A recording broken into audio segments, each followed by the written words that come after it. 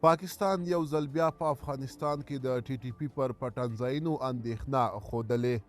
د پاکستان پوځ یو وار بیا په افغانستان کې د تحریک طالبان پاکستان یا ټي ټي پي د خوندي پټنځایونو او پرمختللو وسلو ته د دوی د لاسرسي په اړه اندېښنه ښودلې ده. د پاکستان پوځ یو وار بیا ادعا کړې چې په ګاونډي هیواد افغانستان کې د تحریک طالبان پاکستان د وسلوالو او نورو ترهګرو ډلو خوندي استوګنه دوی ته د آزاد فعالیت زمینه او پرمختللو وسلو ته یې لاسرسی د پاکستان امنیت ته ګواښ دی.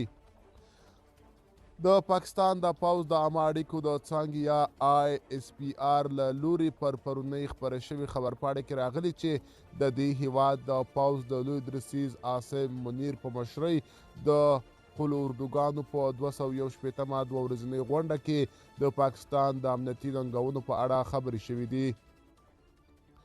په اعلامیه کې دغه شان راغلي چې د پاکستان پوځ به د ټولو ترهګرو ډلو چې د اعلامیې په ټکو د دښمن په خوله د پاکستان د ناامنه کولو هڅې کوي او د دوی د ملاتړ پر وړاندې په پوره قوت سره مقابله وکړي.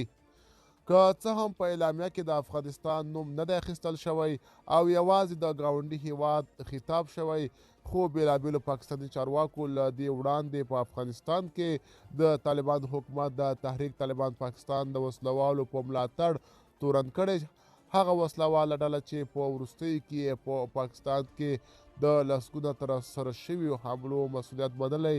پاکستاني پوځ ادعا کړې چې د تحریک طالبان پاکستان افغان غړي په پاکستان کې په خونړیو حملو کې لاس لري. ملګرو، دا وه زموږ چمتو شوې ویډیو. که تاسو هم کوم نظر لرئ په کومنټ کې ولیکئ. تر بیا ښه وخت، ښې چارې.